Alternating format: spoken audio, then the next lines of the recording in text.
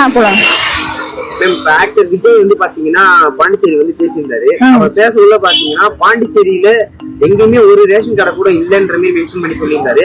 அதை பத்தி என்ன நினைக்கிறீங்க? ரேஷன் கார்டு இருக்கு சார்.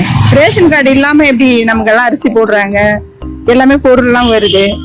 அதுவசம் அது எப்படி நம்ம இல்லாம இருக்க முடியும்? ரேஷன் கார்டு கண்டிப்பா இருக்கு. நாங்க பாண்டிச்சேரி மக்கள் தான் சொல்ல முடியும். அவர் தமிழ்நாட்டுல இருந்து வந்து பேசினா எப்படி சொல்ல முடியும்? பாண்டிச்சேரிக்கு வந்து பாண்டிச்சேரி பொலிட்டிஷியன் யார பத்தியும் பேசாம டிஎம்கே பத்தி மென்ஷன் பண்ணி பேசினாரு. அங்க என்ன பேசினாங்களோ, அங்க என்ன எழுதிட்டு வந்தாங்களோ அதை நீங்க பேசுறாங்க. இங்க நம்ம பாண்டிச்சேரி பத்தி பேசவே இல்லை. அவர் அங்க என்ன பேசுறாரோ இங்க வந்து பேசினாரு. ஓகே மேம், இப்ப ஒரு டிவிக்கு ஆட்சி பாண்டிச்சேரிக்கு வந்தா நல்லா இருக்கும்னு நினைக்கிறீங்களா? நல்லா இருக்காது, மாற்றம் வராது. ஏன்னா அவர் வந்து சினிமா ஆக்டர் மாதிரி தான் இங்க பேசுறாரு. இங்க கட்சி இது வரைக்குமே பேசல. அவருக்கு கூட இருக்க கூட்டம் வந்து ஓட்டா கன்வெர்ட் ஆகும்னு நினைக்கிறீங்களா? இல்ல அது ரசிகர் கூட்டம் தான்.